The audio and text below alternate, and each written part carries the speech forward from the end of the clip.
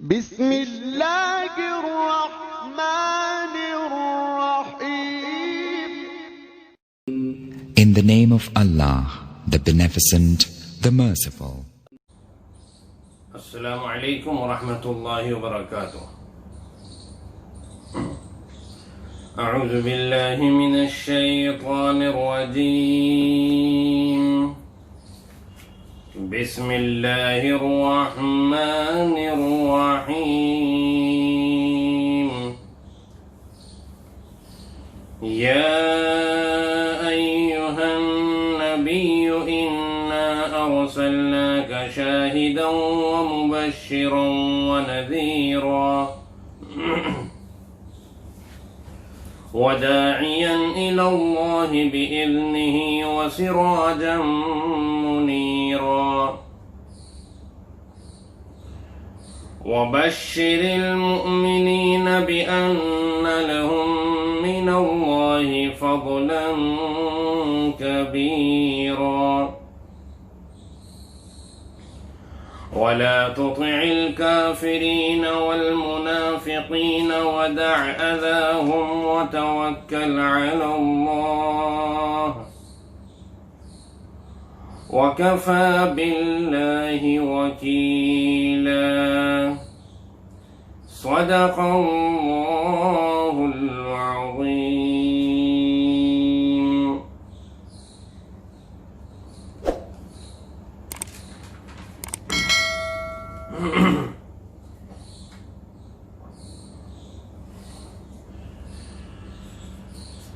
یہ سورہ احزاب کی 4 آیتیں تلاوت کی گئی ہیں. آیت نمبر 45, 46, 47 اور 48. اللہ تبارک و تعالی نے ان آیتوں میں آپ صلی اللہ علیہ وسلم کی خاص صفات کا ذکر فرمایا. یہاں 5 صفتیں آپ کی اللہ رب العزت نے ذکر فرمائی ہیں جو آپ کے کمالات ہیں، آپ کے اوصاف ہیں، آپ کی صفات ہیں.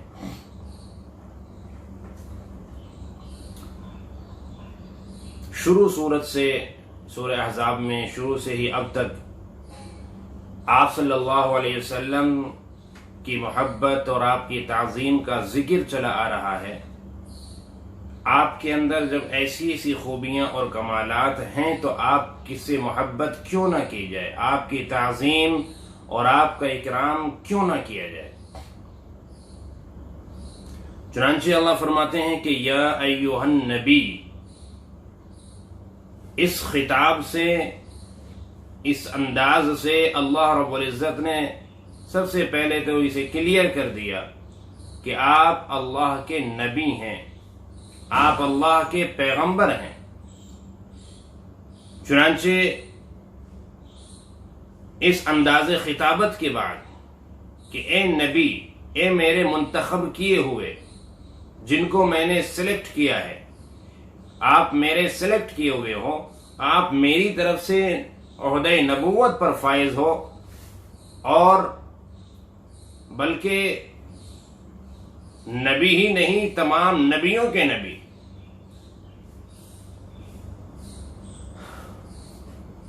اب اللہ فرماتے ہیں کہ اے نبی، اے پیغمبر، اے برگزیدہ،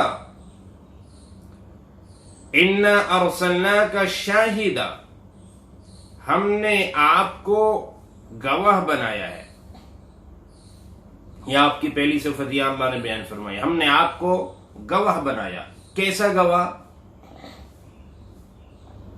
گواہ بنایا ہے آپ کو ہم نے کہ قیامت کے دن آپ گواہی دیں گے.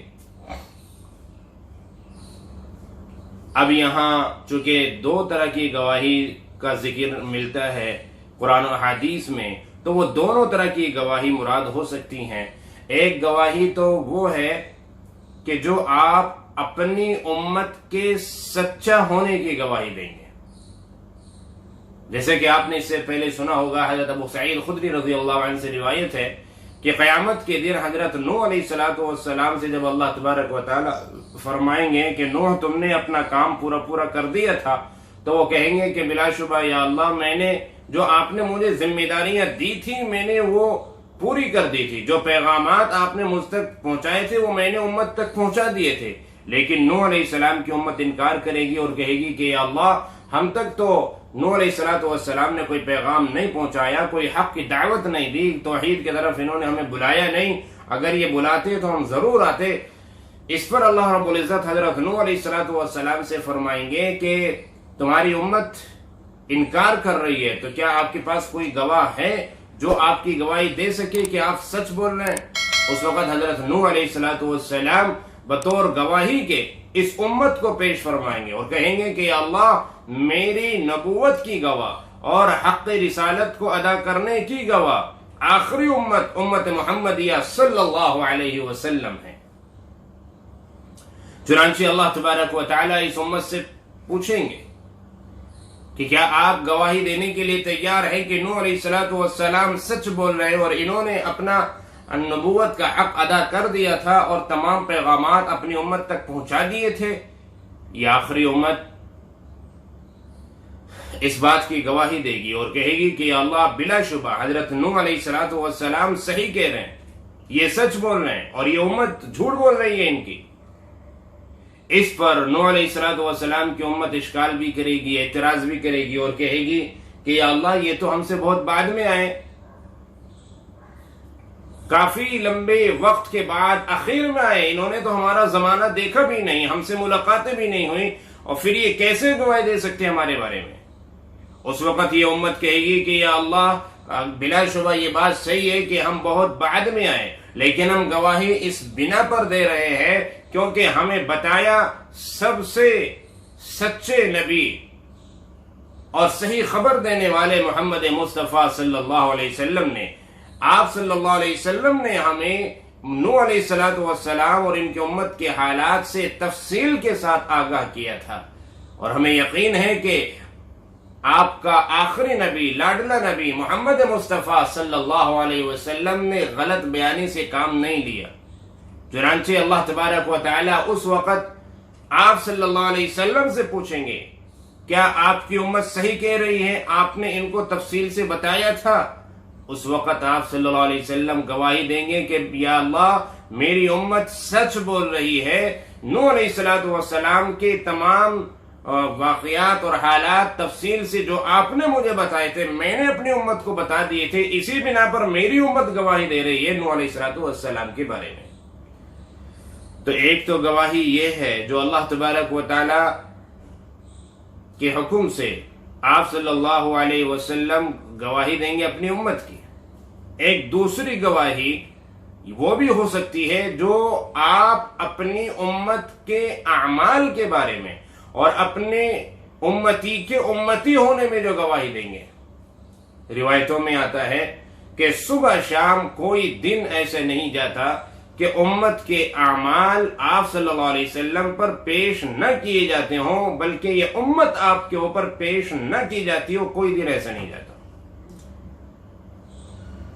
اسی لیے بعض روایتوں سے پتہ چلتا ہے کہ آپ صلی اللہ علیہ وسلم اپنے ایک ایک امتی کو بائی فیس پہچانتے ہیں، وہ کس خاندان سے ہے، کیا اس کا نام ہے، کس طرح کا اس کا حلیہ ہے، کس طرح کے اس کے اعمال ہیں، کس طرح کا اس کا ایمان ہے۔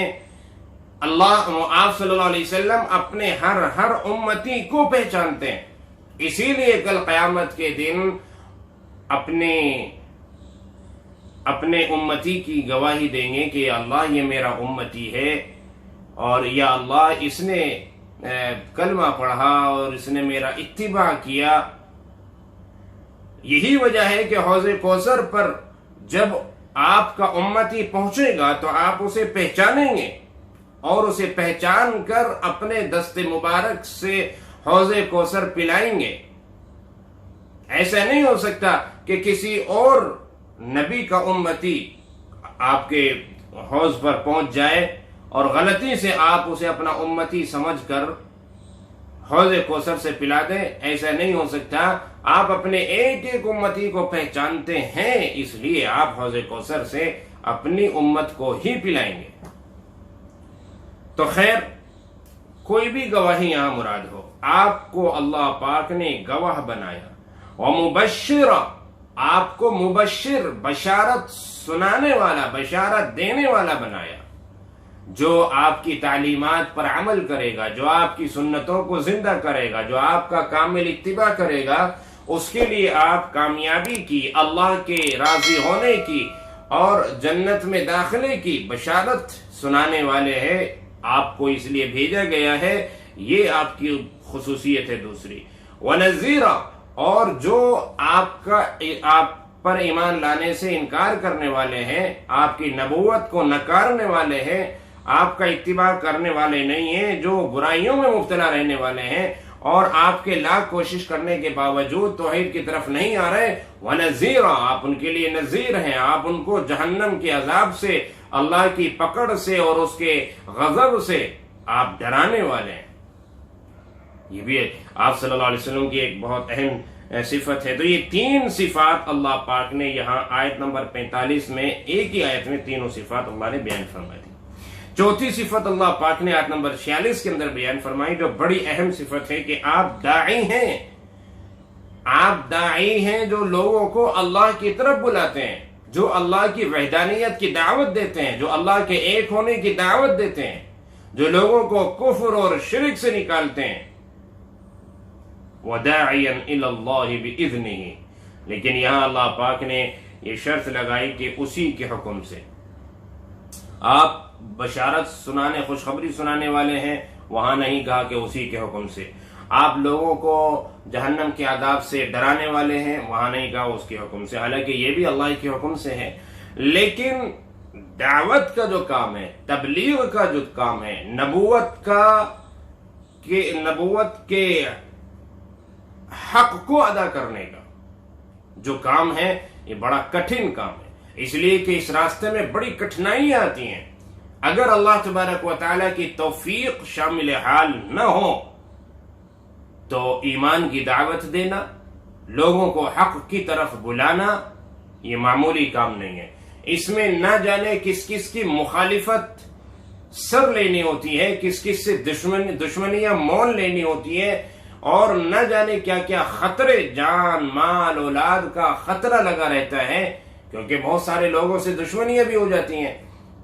تو اس پر جمنا، اس پر استقامت کا حاصل ہونا، ثابت قدمی کا حاصل ہونا، یہ اللہ تبارک و تعالیٰ کی ہی توفیق سے ہو سکتا ہے۔ اس لیے اللہ فرماتے ہیں کہ داعیاً الی اللہ بِإِذْنِهِ، آپ اللہ کی طرف اسی کی توفیق سے بلانے والے ہیں۔ آپ یاد کیجئے کہ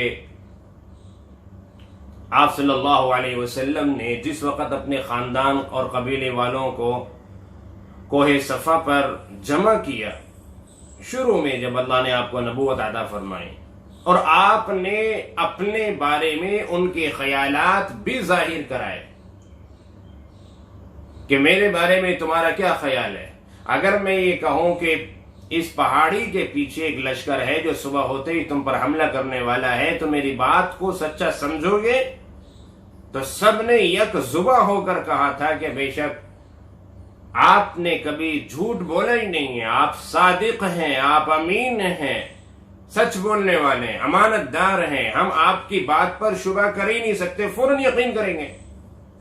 لیکن جیسے ہی آپ نے کہا کہ ٹھیک ہے، تو میں تمہیں اس بات کی دعوت دیتا ہوں کہ تم ایک اللہ کی عبادت کرو، باقی بت پرستی چھوڑ دو، رب کریم نے مجھے تمہارے پاس نبی اور پیغمبر بنا کر بھیجا ہے، بس یہ کہنا تھا اور دعوت دینی تھی توحید کی، اللہ کی طرف بلانا تھا۔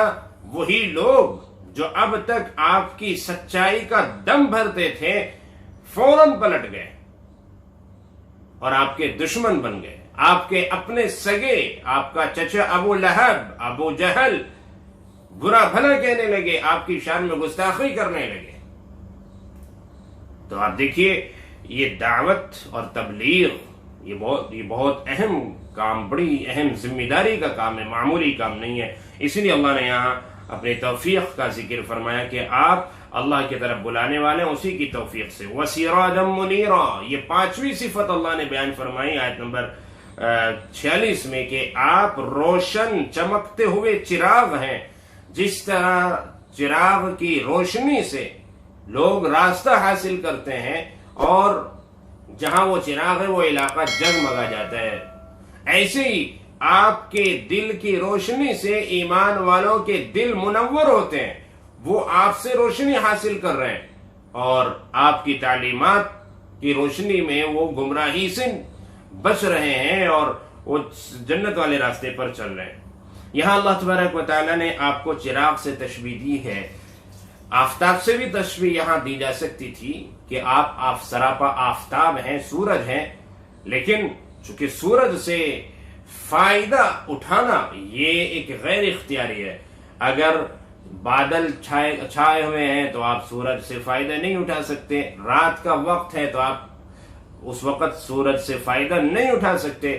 چراغ چونکہ اپنے اختیار میں ہوتا ہے، اپنے پاس ہوتا ہے، اس سے جب چاہیں آپ استفادہ کر سکتے ہیں، جب چاہے آپ اس سے فائدہ حاصل کر سکتے ہیں۔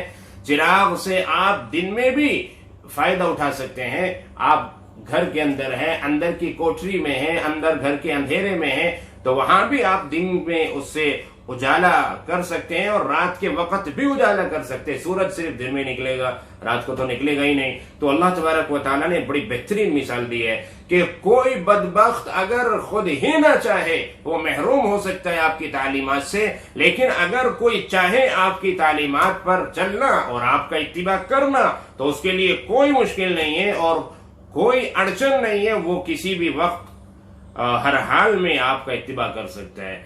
سورج کی طرح وہاں پر وہ بے بس نہیں ہوگا کہ میں یہاں آپ کا اتباع نہیں کر سکتا۔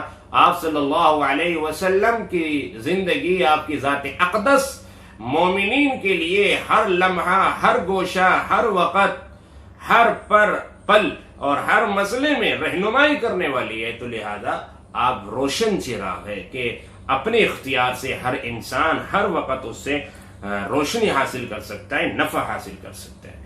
وَبَشِّرِ الْمُؤْمِنِينَ بِأَنَّ لَهُم مِّنَ اللَّهِ فَضْلًا كَبِيرًا، آپ ایمان والوں کو بشارت سنا دیجئے کہ بِأَنَّ لَهُم مِّنَ اللَّهِ، کہ ان کے لیے اللہ کی طرف سے بڑا فضل ہونے والا ہے، یعنی کہ ان کو جنت ملنے والی ہے، ان کو ہمیشہ کی کامیابی ملنے والی ہے، ان کو جمنا ہے۔ یہ بشارت ایمان والوں کو کیوں سنائی جا رہی ہے؟ اس لیے کہ ایمان والوں کا ایمان پر جمنا یہ بھی ایک بڑا مشکل اور کٹھن کام ہے۔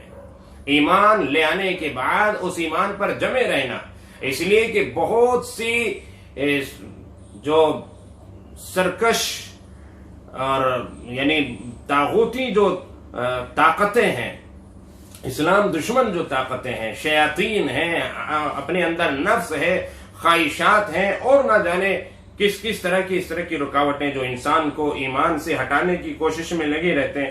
تو اللہ تبارک و تعالیٰ فرماتے ہیں جمے رہیں، بہت جلد تمہارے لیے اللہ کی طرف سے بڑا فضل ہونے والا ہے۔ وَلَا تُطِعِ الْكَافِرِينَ وَالْمُنَافِقِينَ، آپ کفار کی اور منافقین کی باتوں میں نہ آئیں۔ وہ لوگ ہر ممکن کوشش کریں گے آپ کو ایمان سے ہٹانے کی، دعوت سے روکنے کی، ایمان پر ثابت قدم رہنے سے ہر وقت وہ آپ کو روکیں گے، کوشش کریں گے اس بات کی۔